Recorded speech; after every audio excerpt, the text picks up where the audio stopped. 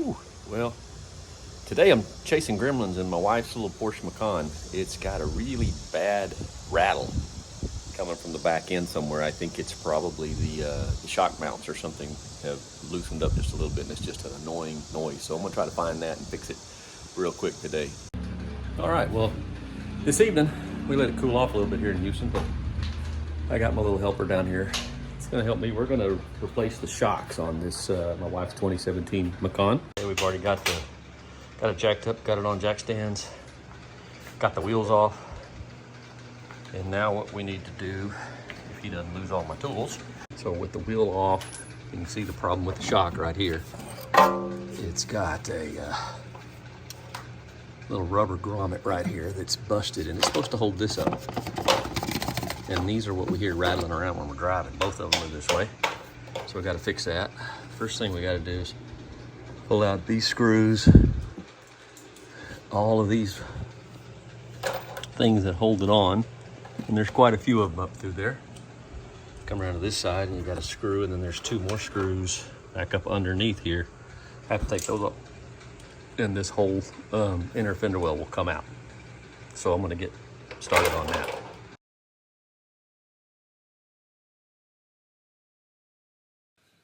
So I don't know how easy it is to tell, but there are a whole bunch of screws and plastic 10mm nuts that hold this inner fender well in place. So it takes quite a long time. Maybe I need to get a little electric ratchet or something to get all these out. Sorry for the light shining around, but the more gray my hair gets, the worse my eyes get. And these things are black on black, and they're very difficult to find, especially the screw heads, because they're buried in grime. We've gotten all of the little nuts, 10mm nuts, and the screws out of here. These two down in here are very well hidden. You can see the studs that they belong on. But the last thing I got to do is there's a couple of nuts, a couple more things that gotta come loose over here underneath. Kind of hard to see it, but that's one of them right there.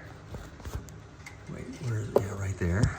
And then there's two more around that side that have to come out. So I'll get those, and then we'll be able to pull this whole inner fender out. Now, it may not look like it, but this little corner piece is the hardest part about this inner fender well, because it sandwiches three different pieces in this one corner. And I got a feeling getting it back on is going to be a lot harder than getting it off.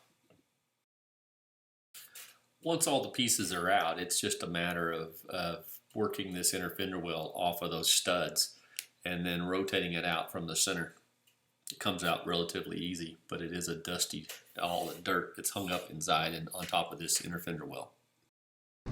Okay, and with the wheel well out, this is what we got. Obviously, fuel filler comes down, really small little tube, comes down, goes in there to the tank with the vent tube. This is the shock. It may look bent, but it's not. This piece right here is just, this is what we're hearing rattling around both sides. This little rubber bushing is just gone, and that thing's falling down. Terrible design. On there for it. We'll pull these two bolts, pull the bottom bolt. The shock will drop straight out through the bottom A-arm. Pretty easy, and then I have to get it apart over on the bench. So that's what we're gonna do next. Getting all the bolts loose on this is really straightforward. Just like anything else, just I use a ratchet, and it's a 15mm on top, and I believe the bottom is a 21mm. But they come right back out, and then we'll torque them back on when we put it back together.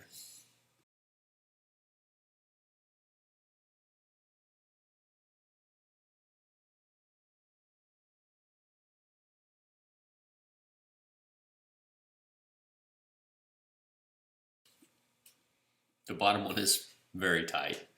Probably, I think it torques back down at 120 pounds, 125 pounds. But it's nice having a little help with my grandson. I'll be really glad when he gets old enough to actually help and not just steal the tools and all the screws. I have to be very careful about that. Okay, just pulled the two top bolts out. It drops away, and then pulled the whole shock out the top. Once I got the bottom one out, worked pretty good. Now I've got it mounted up here in the vise. I'd be very careful with this piece because I imagine that's not something that comes with the shocks, and it just appears to be cast aluminum, which is not very strong. And I don't want to bring it, but I got to get that nut loose, and that's going to be a chore because that's a, what, I say 16 millimeter, and I need to be able to hold this. So we're going to see how that works. Okay, so I jury rigged me up.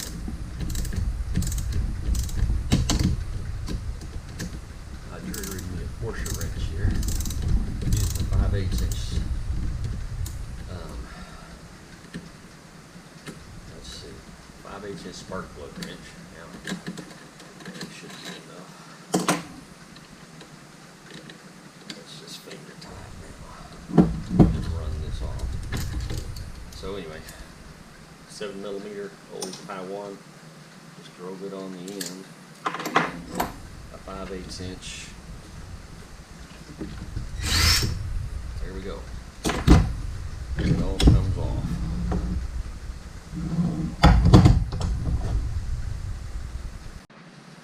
Okay, so now that we got the nut off, and again, I just used a 5/8 inch split plug socket with a nut on the backside, 3/4 inch flat rack, a 7 millimeter socket drove on the end of the shock to hold it just a little bit, run down through the middle. That's all I did right there. And that allowed me to hold that middle while I turned this, and it worked fine. Well, just for the record, this is the exploded view. Shock, the nut, the whatever that is, the dust cover, and the mount and the cap. Actually, the nut goes over here like that, but that's how it all goes back together. This shock you can see is leaking. This shock doesn't look as bad. It's the passenger side. I don't know what this is. It's kind of interesting, this thing. But this one doesn't have one. Maybe she lost it somewhere, stored off somewhere driving. I don't know. But anyway, don't have one on the driver's side. So here we go.